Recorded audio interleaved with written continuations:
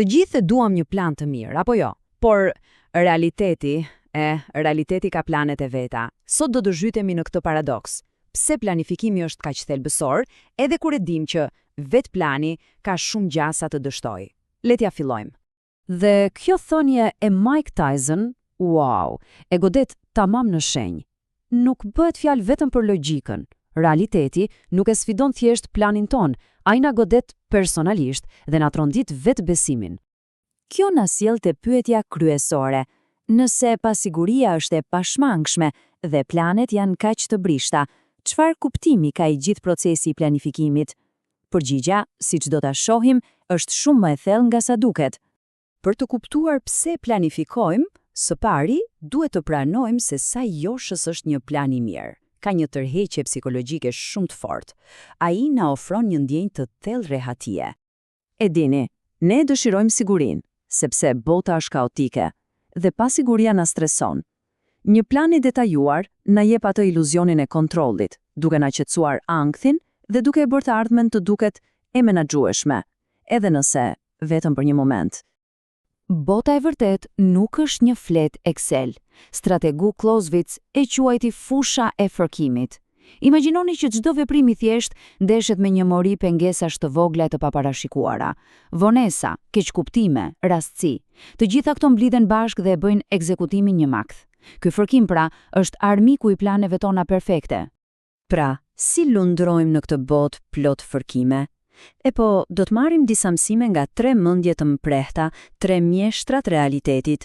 Strategu prusian Karl von Clausewitz, kampioni i peshave të rënda Mike Tyson dhe feldmareshalli Helmut von Moltke djetër. Clausewitz na jep themelin filozofik. Pasiguria nuk është një problem për të zgjidhur, na thot ai. Është vetë ambienti ku ne veprojmë. Është si ajri që thithim në çdo situatë me rrezik të lartë. Dhe ja ku kthehemi te grushti i famshëm i Tyson. Dëgjoni, kjo nuk ka të bëjë vetëm me faktin që plani nuk funksionoi.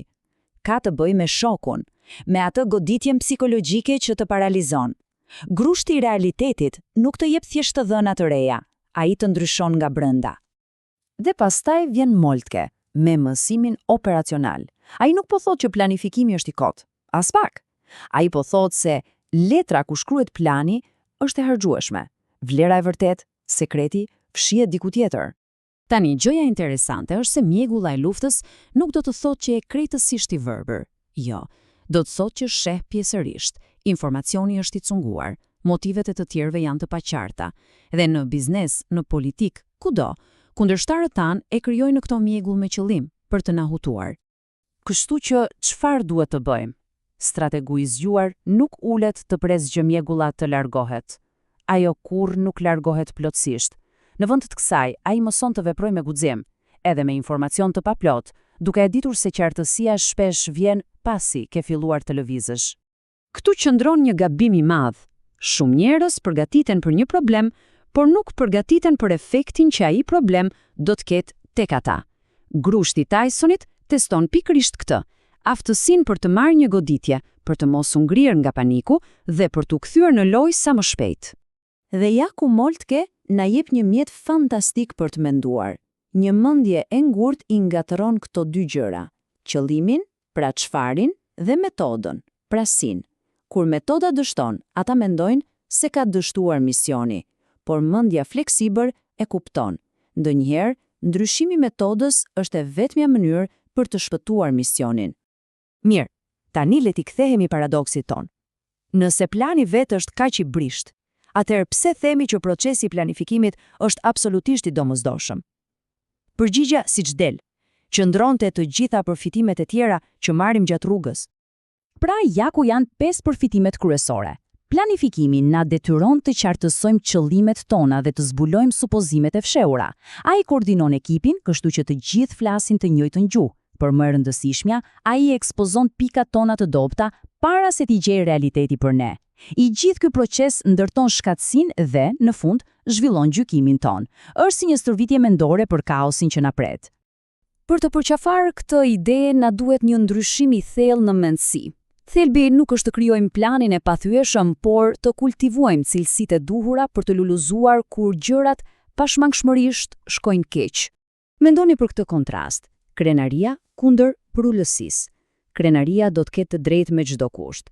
Ajo i shmanget fakteve që nuk i pëlqejnë. Prullësia, nga ana tjetër, thjesht do të shohë qartë. Ajo e sheh një informacion të ri si një dhuratë, jo si një fyerje. Dhe kjo e bën atë një mjet strategjik tepër të fuqishëm.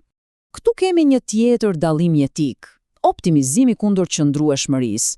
Një sistem i optimizuar është si një makinë gare, super i shpejt në kushte perfekte, por shkatrohet me guralecin më të vogël. Një sistem i qëndrueshëm është si një Jeep 4x4, ndoshta jo më i shpejti, por është ndërtuar për të përballuar goditjet. Ai ka rezerva, ka plane B. Në një botë të pasigurt, cili mendoni se fiton në fund? Dhe kjo na sjell në një ndryshim themelor në perspektivë. Strategët e pjekur nuk e shohin surprizën si një dështim, ata e shohin atë si pjesë normale të lojës. Kur e pret që do të ketë ndërprerje, nuk tronditesh aq shumë kur ajo vjen. Përshtatja bëhet pjesë e planit, jo dëshmisë se plani dështoi. Dhe bëni kujdes, këto ide nuk vlejnë vetëm për generalet në fushbetej, absolutisht jo. Ato janë universale. Shikoni pak, në biznes nuk fiton kompania me planin më të bukur 5 vjeçar, por ajo që përshtatet më shpejt. Në politik, liderët duhet të lundrojnë vazhdimisht në ujëra të reja pa humbur drejtimin. Në një negociat, një skenar i ngurtë të bën të verbër ndaj mundësive reale. Dhe në jetën tonë, qëndrueshmëria është aftësia për të parë një plan të thyer, pa u thyer vetë. Këto parime janë kudo. Pra, në fund të ditës, vlera e vërtet e një strategjie nuk matet me elegancën e planit fillestar. As pak, ajo matet me aftësinë për të menduar, për të përshtatur dhe për të vepruar pasi realiteti të ketë folur fjalën e tij. Kjo është inteligjenca e vërtet. Kështu që, pyetja me të cilën do t'ju lë është kjo. A është plani që keni në mendje një skenar i ngurtë, i brisht, apo është një provë gjenerale për realitetin?